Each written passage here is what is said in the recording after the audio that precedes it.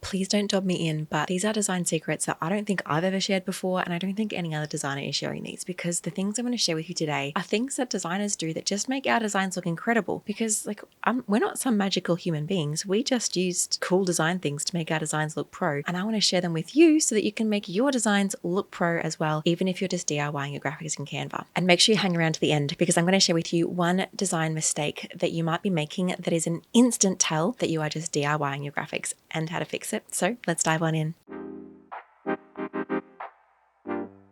So welcome to this video. My name is Jackie, and pretty much I'm a graphic designer who is doing pretty much exactly what this video says, but all of the time. I am taking designer secrets and simmering them down so it makes sense for an everyday business owner, so that they can start utilizing the power of design for their business for themselves without having to spend thousands on hiring a pro, without having to waste hours on Canva, and also looking like a pro at the same time. Because if your graphics are looking amateur, they're looking unprofessional, if they're looking haphazard, your audience can smell that a mile away, and they start to judge your business and its professionalism and its quality based on your graphics. And even if you have the best business in the world, if your graphics don't match up to that, people are less likely to buy. So I'm going to share with you today 4 different design things that designers are doing without even thinking about it, honestly, but that you need to start implementing into your designs to look more pro. So let's dive on in. And don't worry, I've got design examples, and I'm going to step you through doing each of these ideas so that you can see it from start to finish. But the first principle, which I do without even thinking about it, is the use of all caps combined with lowercase. And not even just all caps, but sometimes all caps with spacing. So what I mean is that every now and then I'm going to type out a word but put it in all caps, and Canva has a great little toggle to help you do that very quickly. So I'm going to show you that too, but I'm going to show you some examples first. So these are some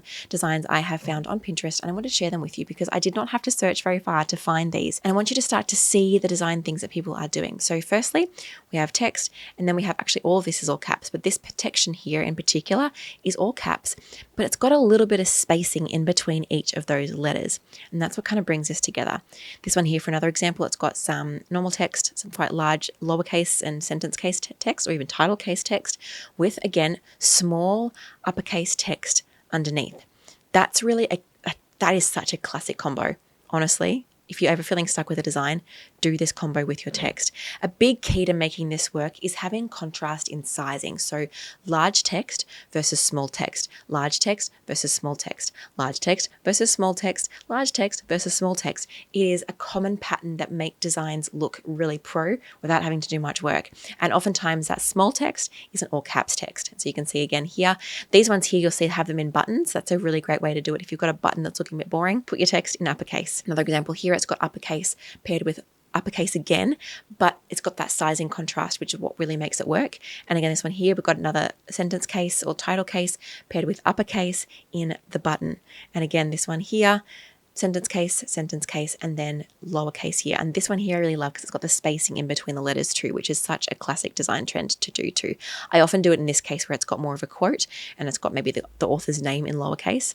This one here again. So let's make this really quickly. I'm just going to insert a rectangle so you can see me pull together this design. Let's change the color of this. Maybe let's add in some text. So big text to go here. Hooray.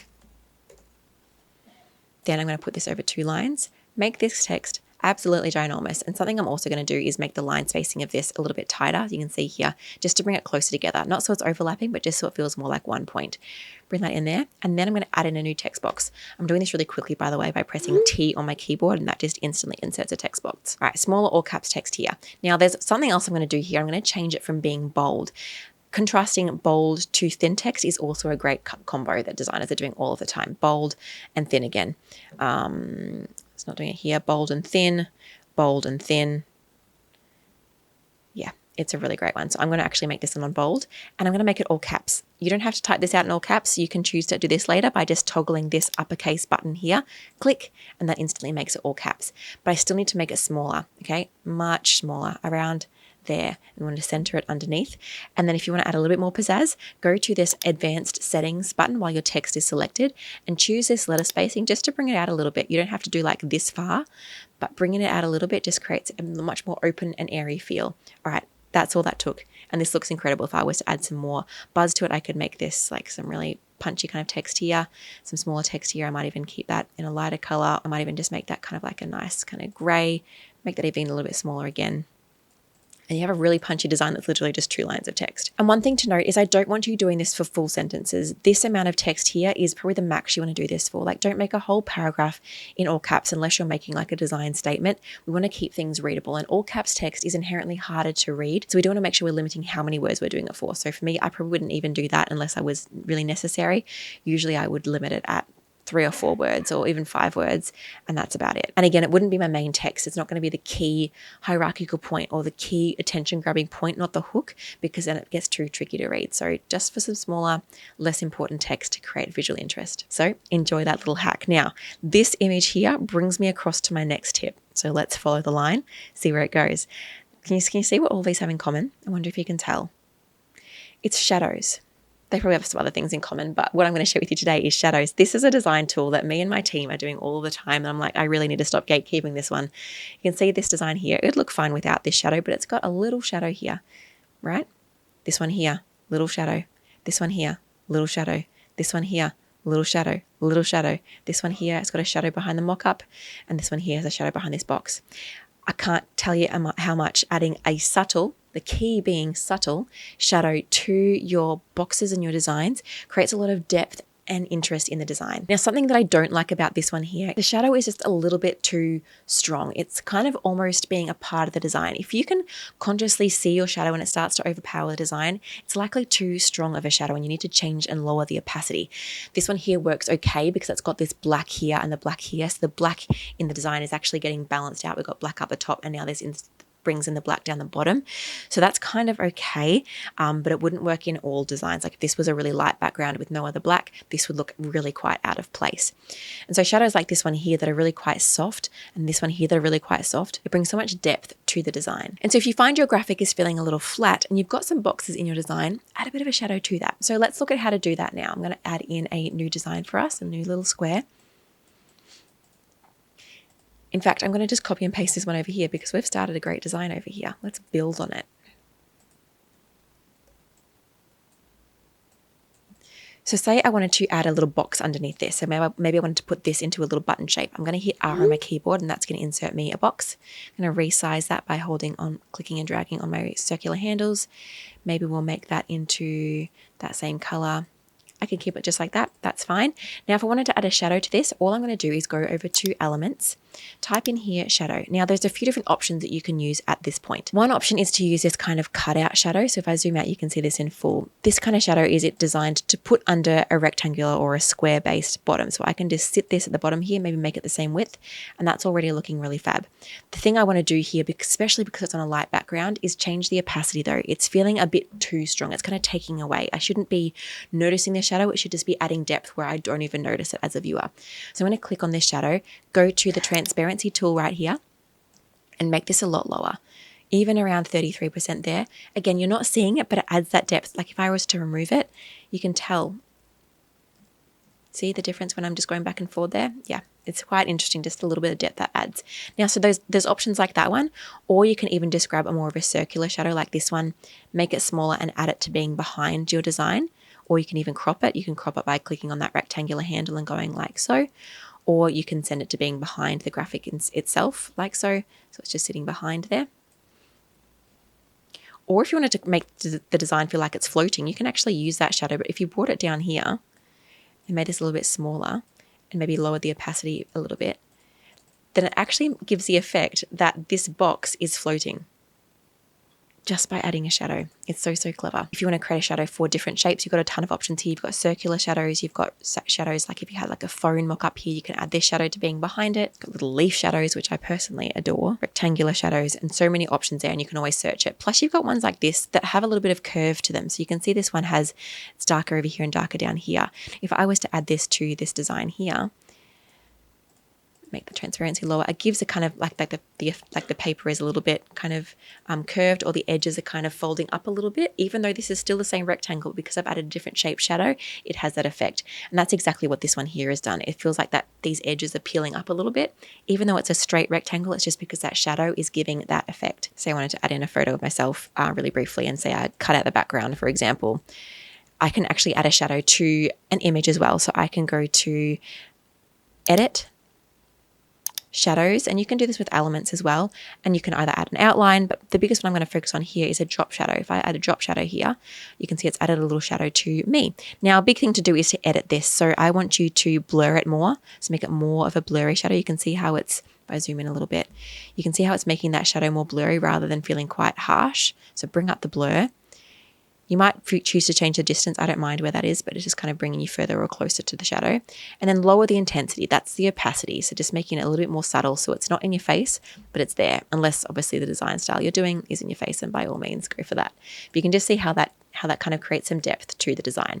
All right, now let's look at this design here and we'll see what it's doing right so we can apply this kind of strategy to our next design tip. So over here, we have some designs. I wonder if you can show me and realize what these things have in common. So what these things have in common is none of them are center aligned. What I mean by that is that everything isn't just stacked on top of each other. You can see that there is quite a range of different ways to design here. So this one here, we have text on one side and a box on the other side. Normally people just put text in the middle and a box underneath. Now there's nothing wrong with that. Please hear me on that. This isn't like a do this and you're going to look amateur thing. This is just if you want to look even more pro and bold, play with the balance. And so putting text on one side, another different text box on the other side. This one here has text on the left and then right aligned text on the other side. This one here has top and left aligned text, giant gap in the middle that's balanced by this coming down over here and creating kind of like a flow with the eye down to here. Now, most people would think this is too empty, but it still actually works because it's got a really strong asymmetrical balance. This one here is totally angled and off to the side. Please don't just angle things for the sake of it. It may look amateur. This one here is a classic one. It's just nice left aligned text with something to kind of bring the eye back over to the right. And this one here, you can see it's got a center aligned image, but the text on top of it is not center aligned. We've got text on the left, then text on the left again, which would feel unbalanced if it wasn't for this image down here pulling us back. So when you do text alignment or image alignment that isn't centered, make sure you have something pulling us both directions. Even this one here has left aligned text here and then right aligned text down here, and that keeps that balance. This one here is quite centered altogether. It's got centered text here, but then it's got left and then right text rather than even just all stacked. We're playing with it. This one here is quite bold. It's got quite a lot of large text on the left and then really small text on the right.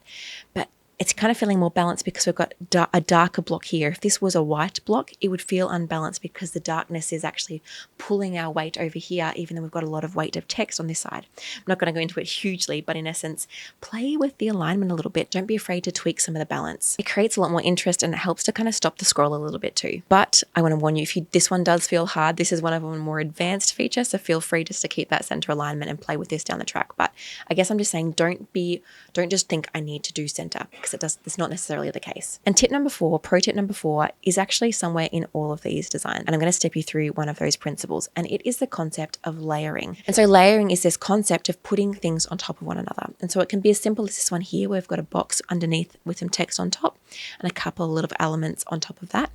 Very simple, but also creates some visual interest. Or another simple version is this one here. There's nothing much overlapping together other than some text on top of a graphic, or even here having that little doodly kind of sketchy vibe overlapping the text, but it's not fighting with the readability. There's enough contrast between the orange and the black that it's still readable, but it creates that visual interest and depth in the design. This one here is obviously quite layered with lots of different, like the man on top of the box, which is on top of the text, on top of that box, on top of the next box with the shadow. That's got quite a few layers going on to it. And this one here again, text with a little bit of a box overlapping on top. It can be so great. And this one here I really love. You can see here they have put some layers into this woman. So we've got the lady who is on top of the text, and on top of her is a box of a folder, and behind her over here is a picture of another folder, and on top of her here is some more text. And those random layers, which aren't actually random, are very intentionally creating depth and visual interest in the design that makes our eyes want to keep looking and want to keep unpacking what the design is. And so if we keep on scrolling across, we see again layer, layer, layer, layer, layer, layer, layers a lot here. Again, images on top of text. Here, even in this website mock-up, you've got an image on top of one part and then underneath another part and then over the top of the color blocks. This one here, we've got quite a few different layers on top of one another. And this one here is a classic example of a collage kind of style where we've got layers upon layers upon layers upon layers, and it all just pulls together. And so make sure you don't do this wrong. You can do this wrong really easily. If I go back to my example over here, you can see I've actually started to layer myself on here. I feel like I'm a little bit small here, so I'm actually going to bring this text up a little bit. like so, and then bring myself in here. But again, I'm layering it. I'm not just, because what happens when we create layers is that things start to connect together. So when I put myself down here, it kind of looks like two different focal points. But when I bring this together, it connects those focal points together and helps my eye to know where to look. So I can create even more layers if I wanted to. So let's center this for want of a better example. Maybe I bring in some different fun elements. Say, for example, if I was to go, some of my brand elements are some retro collages. So I'm going to bring maybe like this little mouth in. But again, I'm not going to make it the same size as me. I'm not going to just sit it there because that's starting to take away visually. I want the main focal point to be on me. So deciding what your main focal point still is and making the layered elements support that. So I might bring that down here, maybe bring another hand, bring that up here. And I'm kind of creating some balance through this. I'm going to put an element down here, but another element up here to create some visual balance. Maybe send that to being behind me. You can go to position and layers or arrange here to kind of play with where you're putting things on the design. I'm just using some shortcuts of command or control square bracket to move them up and down, but you can just click and drag to move things around in their layers. And I could even, if I wanted to create, like say, for example, let's grab another one. It's probably going to make the design too busy, but I could even put some text on, put some images on top of the text up here if I wanted to, create some depth there, or I could even put this really big. I could put myself there, maybe behind this box and behind that box, and I could put myself on top of this box if this text wasn't important. I think the text is important, so I would never do this, but you can kind of see how that creates so much depth and visual interest when you start to do those layers. So don't be afraid to layer things on top of one another. Not only does it look more interesting, it also helps to connect visual points together to make the design feel less busy. And before I get into that one mistake that you might be making that's making your designs look amateur at a glance, I want to share with you something very exciting. I would love to invite you to a free masterclass I'm running. And don't be afraid, free masterclass, it's actually full of value. When you sign up, you're going to be sent 3 Canva templates that me and my clients use to get results on Instagram and as a lead magnet. And then inside the masterclass, I'm going to share with you 3 Canva mistakes you're probably making that are making your designs look amateur. No hard feelings. And I'm also going to share with you some Canva shortcuts that are going to save you absolute hours when you're inside Canva, because if you're a business owner, you're going to need to hone those Canva skills to make you money and save you time. And so I'm going to show you with you how to do that. Plus, you're going to see me use a template and build out a whole design from that and applying a brand to that, so you can see my whole process and steal from a professional designer the way that I design so that you can design quicker and more professional for yourself. And you're going to learn all of that within 60 minutes totally for free. So make sure you sign up now. You do not want to miss this. I would love to have you there. You can either hit the link in the description or scan the QR code on the screen now. And now let's get to that last tip that I don't want you to be making to look amateur. And so what that big mistake is actually using too many fonts. You can see in this design, it's actually looking interesting enough and it only has 1 font in it. But a lot of the time people bring in far too many fonts. And what this does is it brings in too many vibes, like too many conflicting ideas that get confusing. So let's change this up to prove my point. I have a feeling I should probably save this before I ruin it. There we go, we've duplicated. Let's choose some bad fonts. And not necessarily bad fonts, but bad fonts when you use them all together. So let's go for this, farmhand kind of serif. Let's go for this Princetown kind of thing. And then let's go for a cursive font.